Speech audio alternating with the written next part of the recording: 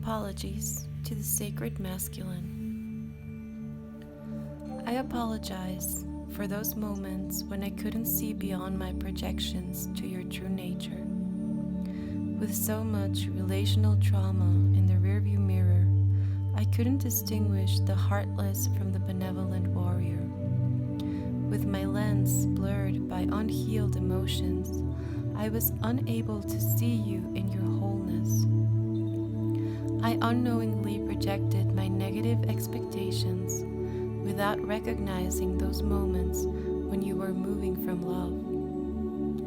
Please forgive me my projections and know that below my pain was a heart that genuinely longed to merge with yours.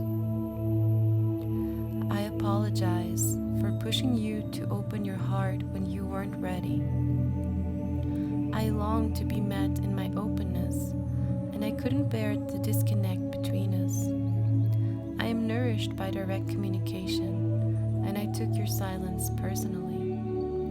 I didn't understand the relationship between your detachment and your warrior conditioning. I do see this now.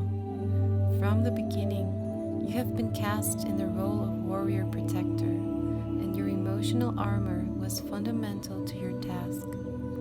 Without it, you would not have been able to remain vigilant on the battlefield, nor succeed in the competitive marketplace. As our world moves away from survivalism as a way of being, I am hopeful that you will feel safe enough to live from an open heart.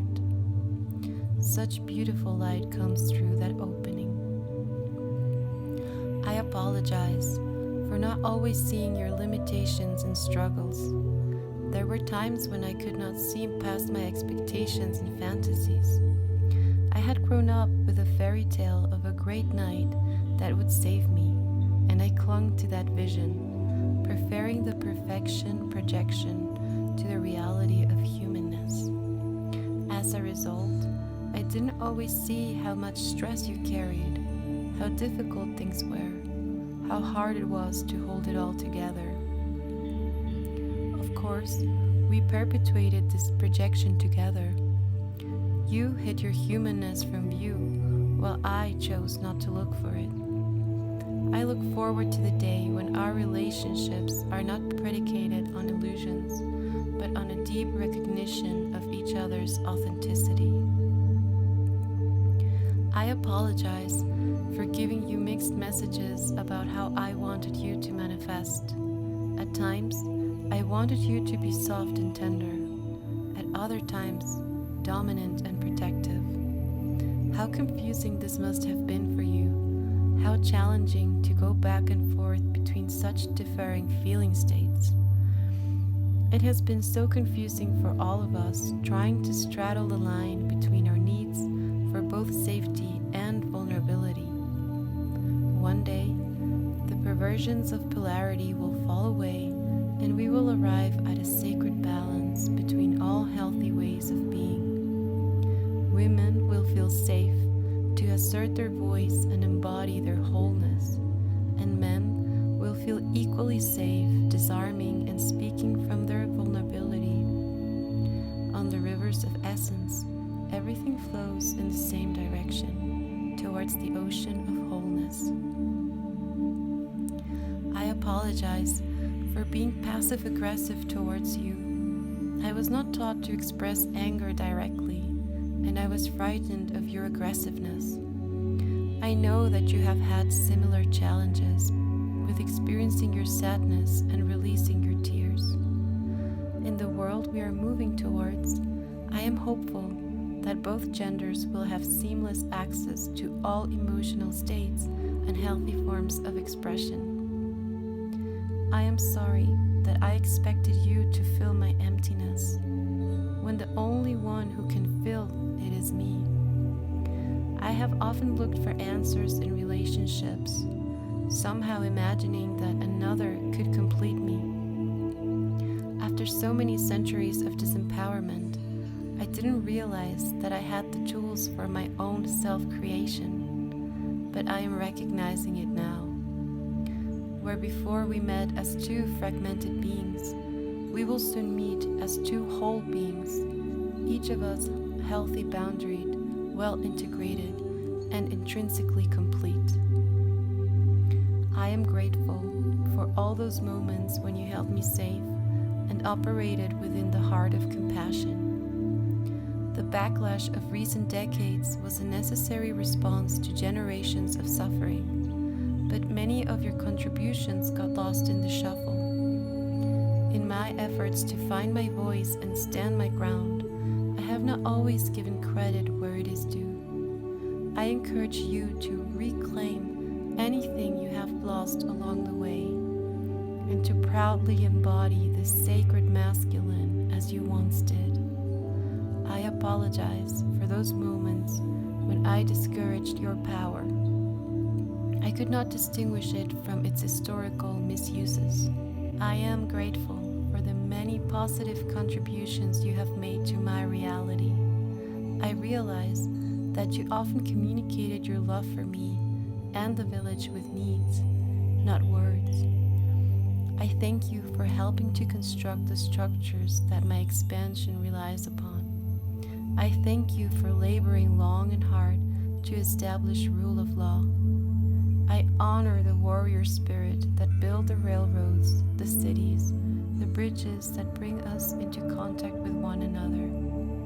I honor those warriors who fought and died on battlefields in an effort to protect us. You have sacrificed so much in order to hold us safe. Praise to those benevolent warriors who came before. I am grateful for Grandfather, for holding the space for my expansion with patience and wisdom. I am grateful for Father, for defending and sheltering me.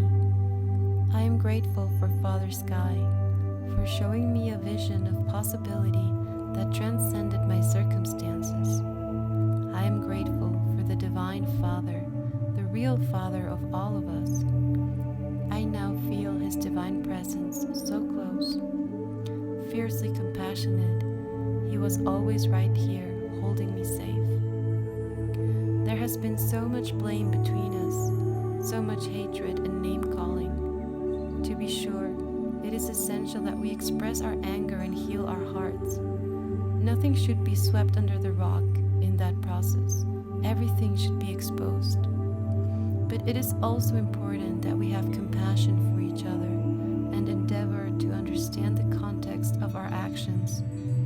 We have all been victims of a sociological landscape that impacted on our identifications and behaviors. Like two different species in the same bed, we were compelled by circumstances to inhabit roles that kept us miles apart. Those roles have caused us great suffering, each gender suffering in its own way, to the extent that one gender was denied wholeness, the other was denied it as well. Women were denied the right to basic protections and pathways of expression, and men were denied access to a tender, receptive way of being. No one got off easy despite appearances. As we move towards a more enhardened interface, may we create space for new visions of possibility. We must begin the process by healing the generation gap that exists between us. We must soften the edges perpetuated by our reactivities. We must heal the rifts along the gender continuum that keep us apart. In my most clarified imaginings, I envision a world that fully celebrates the healthy feminine and the healthy masculine.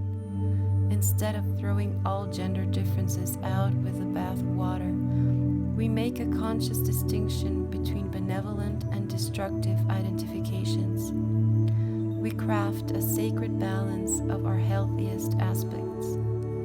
Each of us identifies the unique fusion of feminine and masculine energies that aligns with our essential nature. And we openly learn from one another. Men teach healthy manifestation, women teach healthy womanifestation, and we come to human manifestation together.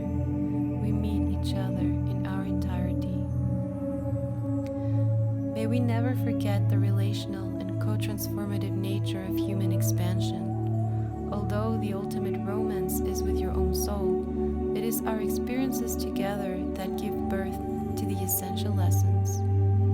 We are each here to participate in this dance of sacred imagination, stepping on each other's toes and turning each other toward God, one clumsy step after another.